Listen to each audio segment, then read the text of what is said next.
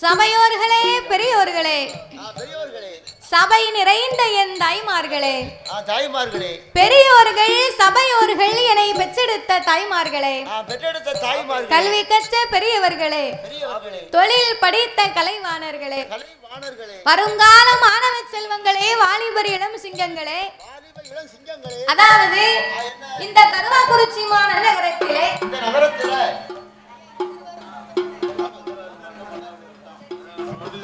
இந்த திருவாரூர் மாவட்டத்தில் அமைந்திருக்கக்கூடிய அருள் கொண்டு ஒளிவிருந்து வரக்கூடிய இந்த கருவாக்குறிச்சி மாநகரத்திலே தெற்கு தெருவில் அமைந்திருக்கக்கூடிய அருள்மிகு என் தாயாகப்பட்ட வீரமாகாளி அம்மனின் திருவாலயம் இந்த ஆலயம் அப்பேற்பட்ட இந்த அம்மனுடைய திருவாலயத்திலே அம்மனுடைய ஆலயத்தில் மகா கும்பாபிஷேக விழாவை முன்னிட்டு கொடை விழா பெரும் விழாவாகவே நடந்து வருகின்றது.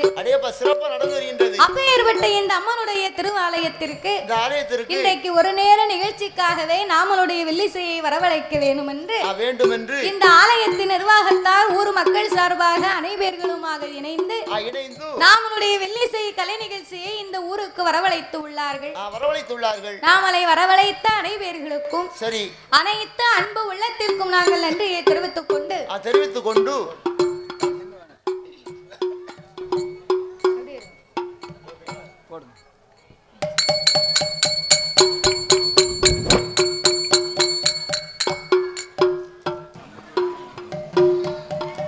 ஹலோ அன்பார்ந்த கலா ரசிக பெருமக்களே, இன்று இந்த கும்பாபிஷேகத்திற்கு அன்பு சகோதரி மாதவி தான் வர வேண்டும் என்று எங்களுடைய ஒரே வாக்கு.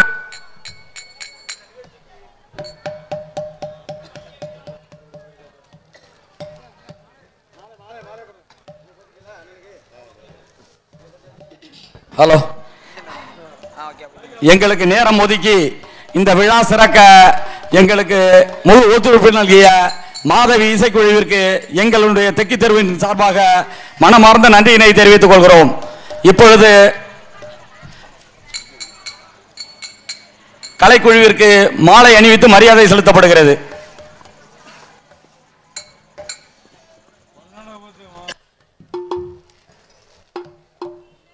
இந்த அம்மனுடைய திருவாலயத்திற்கு எங்களுடைய வெள்ளிசையை வரவழைத்ததற்காக அதாவது வில்லுப்பாட்டு என்பது நம்மளுடைய தென் மாவட்டங்களிலே மட்டுமே இருந்து வந்தது. நம்ம ஏரியால மட்டும் இருந்து வந்தது. ஆமா, குறிப்பா தென்காசி, கன்னியாகுமரி, தூத்துக்குடி மாவட்டம், திருநெல்வேலி மாவட்டம், நம்ம மதுரைக்கு முன்னாடி வரைக்கும் தான் இருக்கும், கோவில்பட்டி வரைக்கும் பார்க்கலாம். அதுக்கு மேல இந்த வில்லுப்பாட்டுன்னு சொன்னா நிறைய பேர் தெரியாம இருக்கிறாங்க. அங்கதான் இந்த ஏரியா தஞ்சாவூர், திருவாரூர் வந்தோம்னா கரகாட்டம், நாடகம், வள்ளி திருமண நாடகம், ஆடல் பாடல், பாட்டு கச்சேரி இதுதான் ரொம்ப ஃபேமஸா போய்கிட்டு இருக்கும். ஆன போதிலும் இந்த வில்லிசையை உங்களுடைய மாவட்டத்திற்கும் வரவழைக்க வேணும் என்று எங்களை விரும்பிய காரணத்திற்காக, ஏனென்றா இந்த வில்லுப்பாட்டு பாடும் போது எனக்கு எல்லா மாவட்டத்திற்கும் யாரெல்லாம் இந்த வில்லுப்பாட்டு தெரியாம இருக்கிறாங்களோ இந்த வில்லுப்பாட்டை பார்க்காத மக்களுக்கெல்லாம் கொண்டு போகணுங்கிறது என்னுடைய நோக்கமாக ஆசையோடு ஆரம்பித்தேன். அதற்காக அந்த ஆசை நிறைவேறுவதற்காக வந்த மக்கள் தானே காரணம்.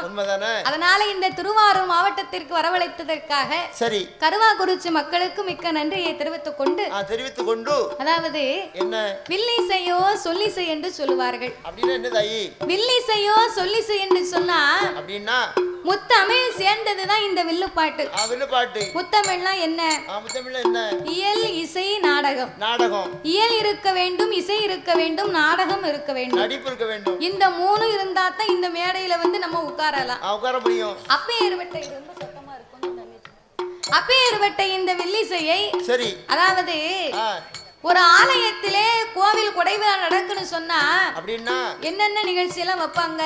அப்படி என்ன வைப்பாங்க? கோயில் கூட திருவிழான்னு ஆரம்பிச்சாங்கன்னா சரி, கரகாட்டம் வைப்பாங்க, ஆடல் பாடல் வைப்பாங்க, சரி, அதுக்கப்புறம் பாட்டு கச்சேரி வைப்பாங்க, சரிதா, இப்படி பல கச்சேரிகள்லாம் வைப்பாங்க. நீ சொல்லக்கூடிய நிகழ்ச்சிகள் எல்லாம் வைத்திருந்தாலும் அவங்க வந்தாங்கன்னு சொன்னா கரகாட்டமா இருந்தா கரக வச்சு நல்லா நடனம் ஆடுவாங்க, தலையில வச்சு கிறுகிறுன்னு சுத்துவாங்க. ஆமா, சரி.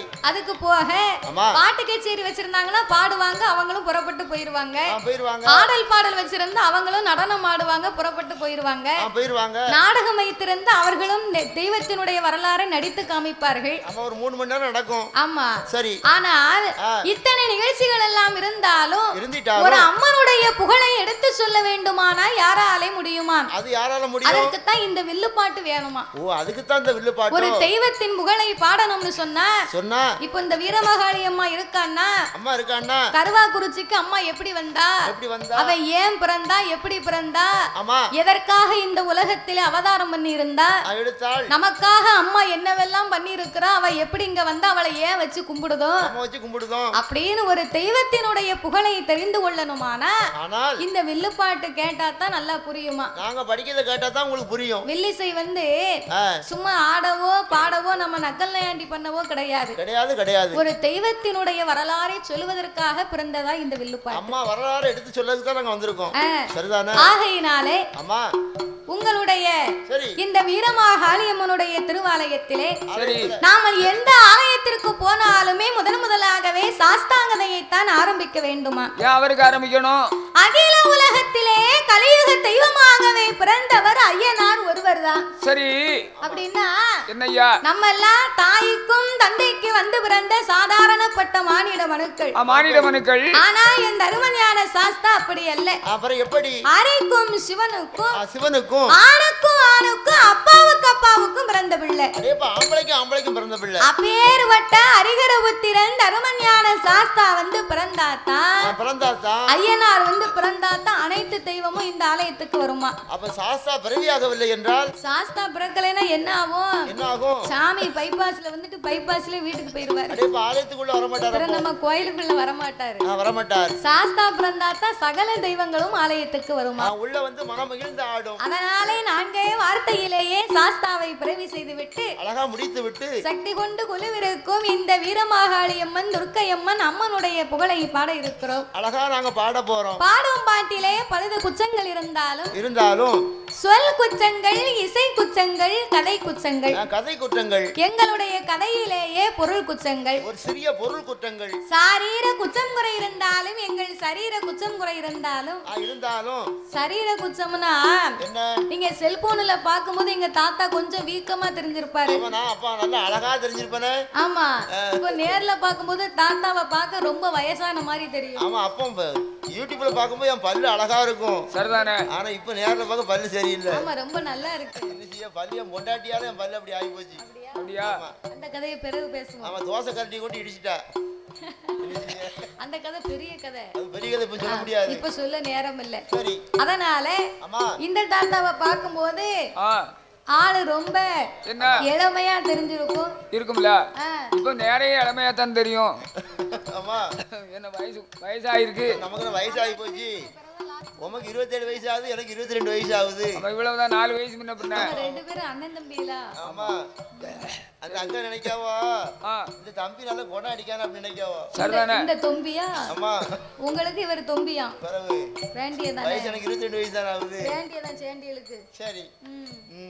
அதனாலே சாரீர குற்றம் குறை இருந்தாலும் சரீர குற்றம் குறை இருந்தாலும் எங்கள் ஆட்கள் அடி தாளங்களில் ஒரு குறைகள் இருந்தாலும் முன் சொல் பின்னால் இருக்கலாம், பின் சொல் முன்னால் இருக்கலாம். ஆமையா, அறிந்து பாடினாலும் அறியாமல் பாடினாலும் தெரிந்து பாடினாலும் எங்களுக்கு தெரியாமல் பாடினாலும் ஏமண்டா இசையில வந்து நம்ம இளையராஜா கிடையாது. இல்ல டான்டின் அடிக்கிறதுக்கு. ஆமையா, பாட்டுல வந்து டிஎம் சவுந்தரராஜன் கிடையாது. இல்ல அழகா படிப்பதற்கு. சரிதானே? ஏதோ நமக்கு தெரிஞ்சது. ஆமா, ஒரு குடம், ஒரு உடுக்கு, 2 சிங்கி, 2 கட்டை. ஆமையா, ஆமா, 2 வீசு கம்பு. அதேதான். இத வச்சு நம்ம தொழில் நடத்திட்டு இருக்கோம். ஆமா, ஆகையினாலே சரி, எங்களுக்கு முன்பாகவே இந்த ஆலயத்திற்கும் இந்த ஊருக்கும் எத்தனையோ பெரிய பெரிய புலவர்கள், பேரறிஞர்கள், கவிஞர்கள் எல்லாம் வந்து பாடி இருக்கலாம். ஆமா, பாடி இருக்கலாம். ஆன போதிலும் அடியால் நான் ஒரு சிறு குழந்தை. உங்கள் வீட்டு பிள்ளையாகிய நான் மாதவி என்னால் தெரிந்தளவு என் சிற்றறிவுக்கு எட்டியவாறே உங்கள் முன்னால் நான் பாடுகின்றோம். உங்கள் வீட்டு பிள்ளையை தவறு செய்தால் அதனை எப்படி வீட்டிற்கு அழைத்து சென்று அன்போடு ஆதரிப்பீர்களோ, நல்ல விளாட எடுத்து நல்ல புளிச்சு எப்படி அடிப்பீங்களோ, புளிய விளாட கொண்டு புளிச்சு நடிக்கவா? ஆமா, அப்படி யாருக்காவது கோவம் வந்தா தாத்தா கூட்டு போங்க. சரிதானே? ஊர் கலைஞர் யாரு? ஊருக்கு செஞ்சது ஓட்டப்பிள்ளையார் கோயில் மாதிரி என்ன கூட்டி கொண்டு போய் அடிக்க சொல்றாங்க. நீ தானே? நான் தான் எல்லாரையும் அன்பா பாத்துக்கிடணும்னு அவங்க கிட்ட அன்பா சொல்லிக்கிட்டு இருக்கேன். ஒரு வீட்டுல ஒரு குழந்தையானது சேட்டை பண்ணா சொன்னதை கேட்கலன்னு சொன்னா அடிக்கத்தானே செய்வாங்க. அது மாதிரி அடிச்சு வளர்க்கணும், முருங்கை ஒடிச்சு வளர்க்கணும்னு எதுக்கு சொல்லியிருக்காங்க? அதானே, முருங்கை மரத்தை வளர விட்டோம்னா என்ன ஆகும்? மேலே ஏறி முருங்கை படிக்க முடியாது. ஏறினா நீ கீழே விழுந்துருவே, கம்பு ஒடிஞ்சு போகும். கீழே வரணும். அதே மாதிரி சின்ன பிள்ளை சின்ன வயசுல அடிக்காம விட்டோம்னா தலைக்கு மேல வந்துட்டா ஒண்ணு செய்ய முடியாது. வளர்ந்துட்டோம்னா லேசா வாங்கணும்னா யாருக்கு பாப்பான். ஆனா ஒன்ன மட்டும் நான் மறக்கவே மாட்டேன் தம்பி. சரி, அந்த குண்டு தம்பியா எதுக்கு? அந்த குடத்தை கெட்டதுக்கு அது உட்கார்ந்து பெஞ்ச குடு அப்படி கேங்க, சூளை கொட்டுன்னு கேட்க நான் தர மாட்டேன் அப்படிங்கான. அப்படியா? கடைசி வரைக்கும் கொடுக்க மாட்டேன்னுட்டான். ஆமா, அதான் ஊருக்கு போனா நான் மறக்க மாட்டேன். அது அவன் சேர் அவன் உட்கார்ந்துருக்கான்.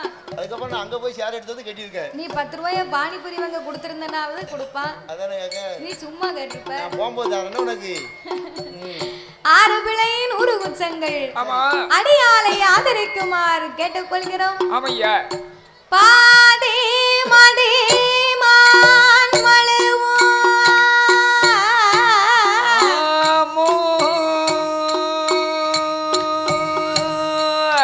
கங்கையோடு பாம்பணிந்து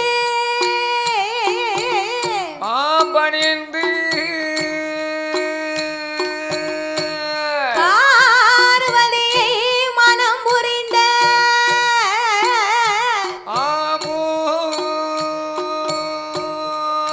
ஆதி சிவன் முகமது கலிதமாகி அச்சுதா என் பெருமான் இருகரத்தினால் எந்த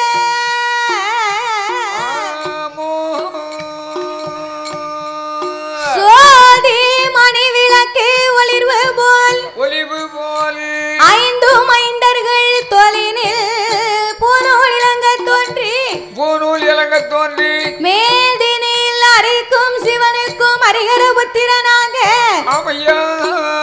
தருமன் யான சாஸ்தாக்கள் யாரெல்லாம் வந்து பிறந்தார் தெரியுமா? யாரெல்லாம்? சாஸ்தா பிறந்தது பங்குனி மாதம் புதன்கிழமை உத்திர நட்சத்திர தண்டு பிறந்தார். அவர் பிறந்த கிரகம் என்ன தெரியுமா? பங்குனி மாதம் புதனது உத்திரம். சாமி பங்குனி மாதம் புதனது உத்திரம். பௌரண பஞ்சமி கடகே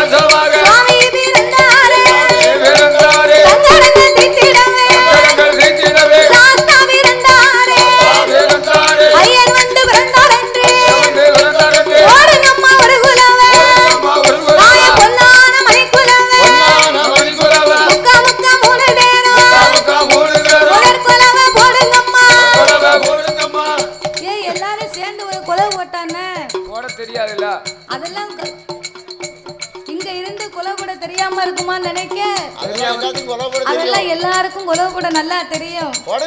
அண்ணா தலையாட்டுவாங்க பத்தியா கொலவெல்லாம் போடுவாங்க. அவங்க நம்மளா கேட்டா தான் போடணும்னு உட்கார்ந்துருக்காங்க. அவன் இதுக்கு முன்னாடி போன கோயில அப்படிதான் கேட்டா கொலை போட சொல்ல சொன்னான். சரி ஒரு ஆளும் கொலை போடல. ஒரே ஒரு பாட்டி மட்டும் கொலை போட்டுச்சு. பாட்டி கெட்டு பல்லு கீழே விழுந்துட்டு. ஐயோ நாய் தீட்டு ஓடிய போயிட்டு. பாட்டிக்கு கெட்டு பல்லு அதனால கீழே விழுந்துச்சு. நமக்கெல்லாம் நல்லா தானே இருக்கு. இந்த மக்களுக்கு எல்லாம் நல்ல பல்லு. இப்ப போடுவாங்க பாரு கொலவை. போடுங்க கொலவை.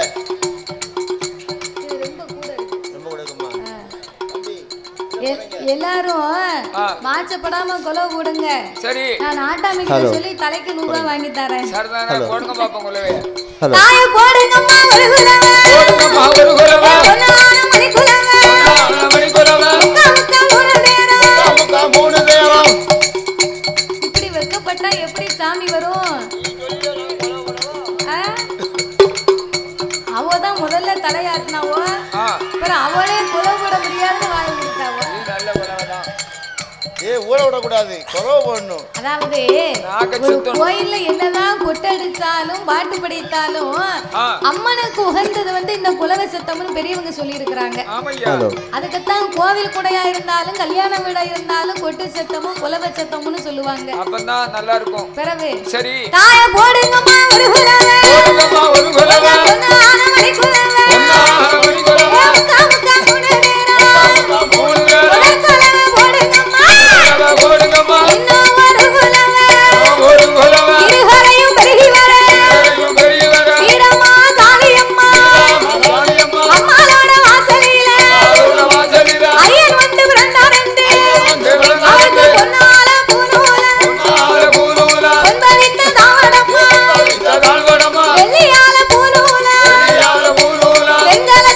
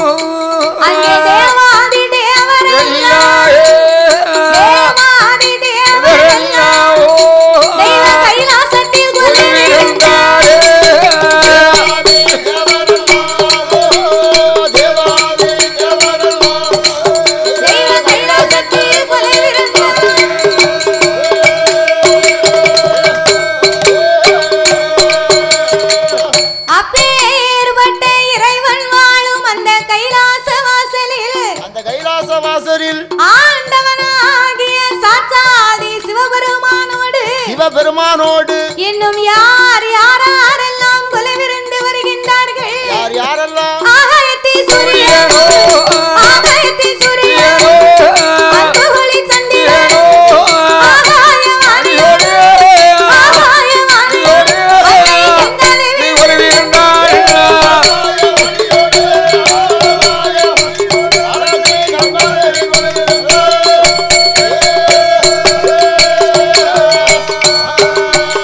அங்கே குலவிருக்கும் நாளையிலே குலவிருக்கும் நாளையிலே கைலாசவாசலிலே கரை கண்ட பகவானுக்கு தெய்வலோகரம்பையர்கள் திருநடனமாடுவார்கள் அங்கே வருவாளா நடனங்கள் ஆடுவாளா ஊர்வசியா வருவாளா உல்லாசமா பாடுவாளா மேனகையா வருவாளா மிருதங்கமும் போடுவாளா சரஸ்வதி வருவாளா சரஸ்வதி வருவாளா சங்கீதங்கள் பாடுவாளா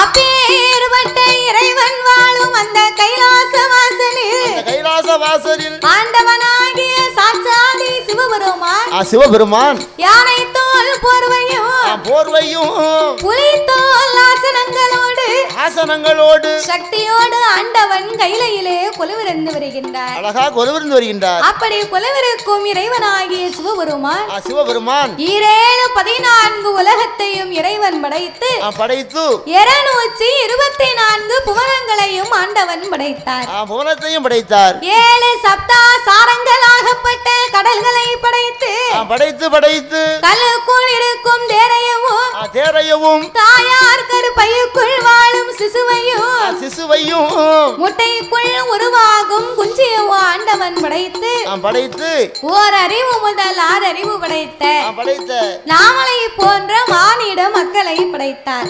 மானிட மக்களை படைத்தார். நாமளை எதற்காக படைத்தார்? நாமளை ஏன் படைத்தார்? எதற்கு படைத்தார்? எதற்காக? மனு உலகிலே என்னையா மனிதர்கள் நாமல் அனைவர்களுமே இப்பூமியிலே ஒற்றுமையாக வாழ வேண்டும் என்று ஆண்டவன் நாமளுக்காகத்தான் இந்த உலகத்தை படைத்தாரா. ஒற்றுமை யார்கிட்டயாவது இருக்கா?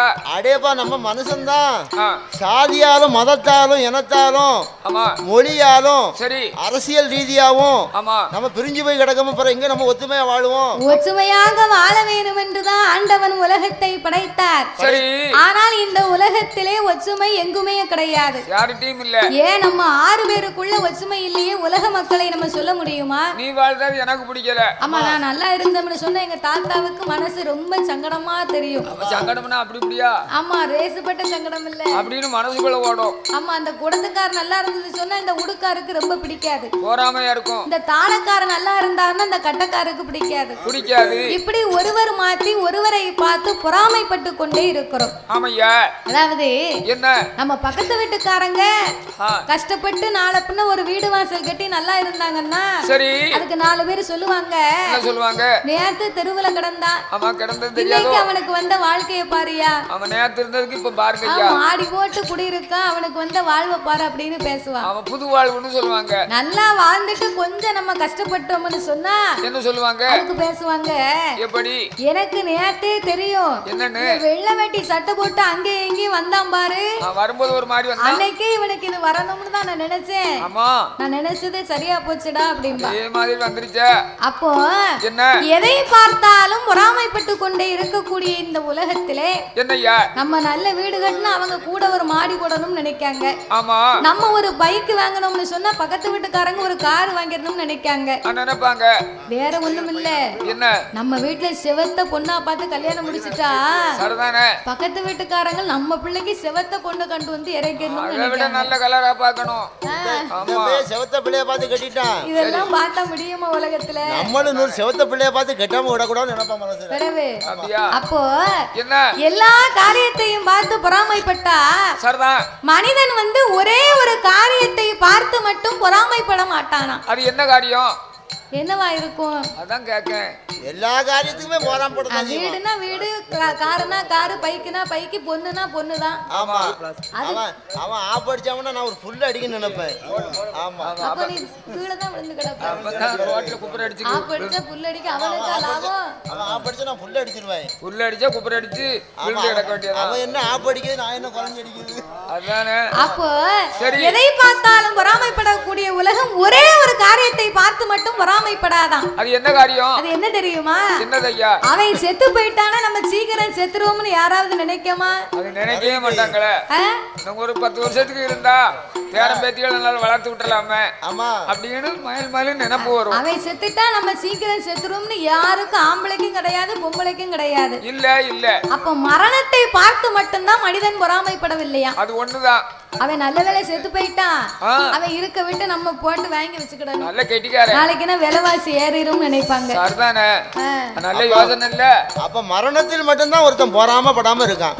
சரிதானே. அப்ப இந்த ஆண்டவன் இந்த உலகத்தை ஒற்றுமையாக வாழ வேண்டும் என்று படைத்து, சரி உலகத்திலே மரம், செடி, கொடி, பயிர், புல், பூண்டு, இலை, தாவரங்களோடு ஆடு, மாடு, கன்றுகாடைகள் அதனையும் படைத்து எறும்பு, யானை முதல் என்ன உண்ணாத மனுக்கள் 84 லட்சம் கோடி சிவராசிகளை உலகத்திலே படைத்தார். நாம மட்டும் வாழ்வதற்கு இந்த உலகம் கிடையாது. நாம கண்ணுக்கு தெரியாமல் பல்லாயிரக்கணக்கான உயிரினங்கள் வாழ்ந்து கொண்டிருக்கிறது. வீட்டுக்காரி அன்னைக்கு உருளைக்கிழங்கு அவிச்சா கூட்டு வைக்கிறதுக்கு. அப்படியா? உருளைக்கிழங்கு தொலிய உரிச்சியலா? மனுஷா என்ன இந்த அடுப்புல உருளைக்கிழங்கு கிடக்கு, அதை எடுத்துக்கொண்டு சரி தண்ணியை வடிகட்டி கொண்டு வாங்க அப்படின்னா நீங்க என்ன செஞ்சீங்க? நான் உடனே பொண்டாட்டி சொல்லிட்டாள் அப்படின்ட்டு சட்டியை தூக்கிட்டு போய் சரி வெளியே கொண்டு வடிகட்டினேன். என்னாச்சு? வடிகட்டிட்டு பார்த்தா என்ன 10-30 எறும்பு செத்து போச்சு. மல்லாக்க கிடக்கு எறும்பு, 30 எறும்பு. அப்படியா? நம்ம கண்ணுக்கு தெரியாம எவ்வளவு ஏகப்பட்ட உயிரினங்கள் பூமியில வாடுது.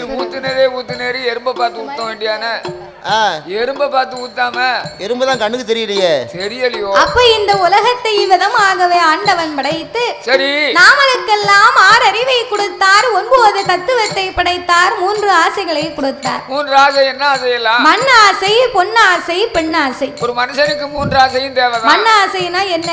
என்னய்யா? நம்ம ஏக்கர் கணக்குல நிலம் வாங்கி போடணும்னு ஆசைப்படுதோம் பாருங்க. ஆமா இருக்கும்ல. எடுத்துக்காட்டா என்ன அண்ணன் தம்பி 2 பேருக்குமே ஒரே வயக்காடா இருக்கும். ஒரே வயலு. இவ அப்பா போகும்போது உனக்கு இந்த பக்கம் உனக்கு இந்த பக்கம்னு குறுக்க ஒரு வரப்பு போட்டு விட்டு போயிருப்பாரு. ஆமா.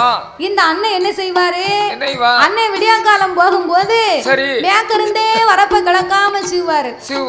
தம்பி சாயங்காலம் போகும்போது கிழக்கிருந்தே வரப்ப மேற்காம சீவாரு. அவன்ல இருந்து குறைஞ்சவனா நானு? அண்ணன் தம்பி வரப்ப மாறி மாறி சீவனா என்ன ஆகுயா? வரப்பே இருக்காது. வரப்பே இல்லாம போயிரும். சரிதானே. அதே வயக்காட்டுல 2 பேரும் அடிச்சு பிடிச்சு உருண்டு சரிதான் கோர்ட்டு கேஸ்னு 1 லட்சம் செலவு பண்ணி அந்த இடத்தையும் வித்துருவாங்க. அதுக்கு பிறகுதான் அந்த ஆசையை அடங்கும் பாத்துக்கோ. ஆமையா. அந்த வரப்பை ஏன் சிவதார்னு கேளு. எதுக்கு அந்த வரப்புல இவ 1 கோட்டை நெல்லை விளைய வைக்க உண்டான இடத்துல விளைஞ்சா போதாதா? அதானே. அதைத்தான் மண்ண ஆசைன்னு இருக்கான். ஆமையா. 2வது ஆசை பொண்ணு ஆசை. அடே அப்பா பொண்ணு ஆசைன்னா என்னய்யா? நம்ம கழுத்து நிறைய தாய்மார்கள் தங்க ஆபரணங்கள் வாங்கி அணியணும்னு ஆசைப்படுகிறோம் பாருங்க. சரிதானே. அதைத்தான் பொண்ணு ஆசை என்பார்கள். சில வீட்டுல திடீர்னு ஒரு ஆசை வந்துட்டுனா இந்த அம்மா என்ன செய்வா தெரியுமா? ஐயாவை கூப்பிட்டு சரி ஏயா அவ பக்கத்து வீட்டுக்காரி இந்த பொங்கலுக்கு 10 கிராம்ல ஒரு கம்மல் வாங்கி போட்டிருக்கா. சரி போட்டுக்கட்டும். நீர் எனக்கு 3 கிராம்லயாவது ஒரு மோதிரம் வாங்கி தரலேன்னு வையோ என்ன மவனை இப்பமே நான் உத்தரத்துல கைத்த போட்டுருவேன். அப்படி யாவுல கருப்பாயி என்ன உனக்கெல்லாம் கூறுவாட்டு இருக்கா? உனக்கெல்லாம் மண்டியில கொஞ்சமா ஏதா இருக்கா? சங்கம் வேங்கதாப்புல விக்கா. 1 கிராம் எவ்வளவு? 8000 ரூபாய். 8000 குடுக்குற மாதிரி தான் விக்கி. கொடுத்தா நமக்கு 8000 கிடைக்கும் போல அப்படி இருக்கு. அப்படின்னு இருக்கு. சங்க விக்க விலையில அவர் வந்து பச்சை மைட்டு கையெழுத்து போட்டாரு. பச்சை மைனா என்னது? கவர்மெண்ட் வேலையில இருக்காரு. கவர்மெண்ட் வேலை பாக்காரு. அவர் 10 கிராம் வாங்கி போடுவாரு. அவர் பொண்டாட்டிக்கு வாங்கி போடுவாரு. நான் தினம் காங்கிரீட் அள்ளி சமக்கனே 500 ரூபாய்க்கு வேலைக்கு போறேன். அறிவு கட்டவள உனக்கு என்ன மாதிரி தங்கம் கேக்கையே உனக்கு அறிவு இருக்கா? அதான் குடும்பத்தினுடைய தரித்திரம் அறிந்து பெண்கள் நடக்கணுமா? கண்டிப்பா. அப்ப இதைத்தான் பொண்ணு ஆசை என்பார்கள்.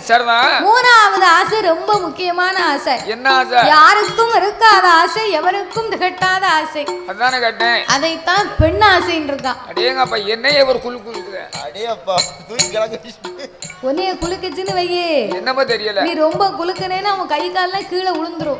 அதுக்கு தான் பைய குலுக்குனேன்.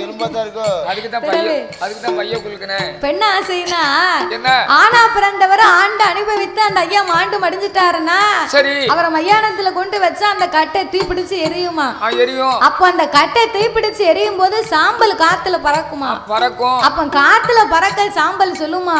என்ன சொல்லும்? என் பொண்டாட்டி விட்டு போறேன், என் பொண்டாட்டி விட்டு போறேன், என் பொண்டாட்டி விட்டு போறேன்னு போகுமா? சாம்பல் முத கொண்டு சொல்லிட்டு போகும். அதைத்தான் பெண் ஆசைன்னு இருக்கான். அதேதான் அந்த ஆசைக்கு அவ்வளவு மகிமை இருக்கு பாத்துக்கோ. ஆமா பெண்ணா பிறந்தவங்க வந்து ஒரு காலகட்டம் ஆயிட்டுன்னா சரி உலக வாழ்க்கை எல்லாத்தையும் மறந்துடுவாங்க. ஆமையா இந்த ஆனா பிறந்த ஆம்பளை மட்டும் சாவு வரைக்கும் மறக்க மாட்டான் பொம்பளை. அதேதான் ஆமா. அப்ப இவ்விதமாகவே ஆண்டவன் நாமலை எல்லாம் இந்த உலகத்திலே உண்டு பண்ணி சரி இரவென்றும் பகல் என்றும் 2 நாளிகை உண்டு பண்ணினார். ஆமையா பகல் 30 நாளிகை, இரவு 30 நாளிகை. இரவு 30 நாளிகை. பகலெல்லாம் நமக்கு ஓய்வில்லாத உழைப்பை கொடுத்து இரவு எல்லாம் ஓய்வெடுக்க கூடிய நித்திரையாகப்பட்ட உறக்கத்தை படைத்தார். இவ்விதமாக இந்த உலகத்தை படைத்தால் மட்டும் போராது. என்ன செய்ய வேண்டும்? படைத்த மக்களை பட்டினி இல்லாமல் வடியிழக்க வேணும் என்று என் ஆண்டவன் எப்படி படியிழந்து வருகின்றார்? எப்படி ஐயா? நாளை நல்லடினை எடுத்து நாளை நல்லடினை எடுத்து நாளை நல்லடினை எடுத்து அவர் நாடு எங்கும் படியளந்தார் படியளந்தார் படியளந்தார் அவர் நாடு எங்கும் படியளந்தார் படியளந்தார் படியளந்தார் எடுத்து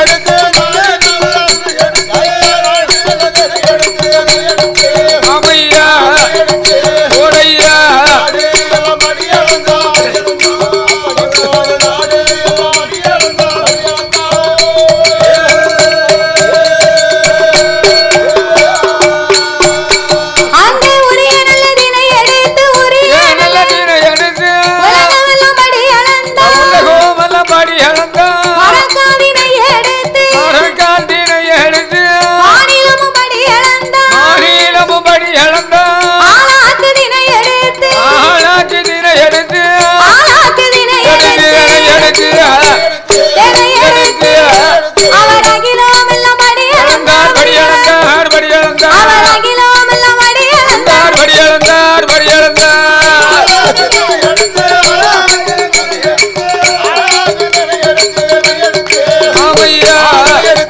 ஓடையா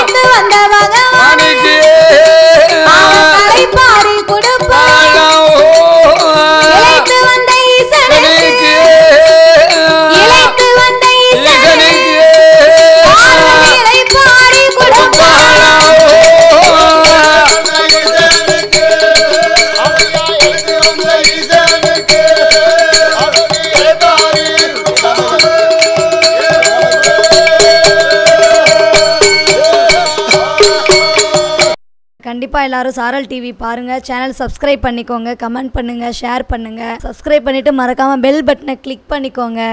சாரல் டிவியை பாருங்கள், நம்ம சாரல் டிவியை சப்ஸ்கிரைப் பண்ணிக்கோங்க. தேங்க்யூ.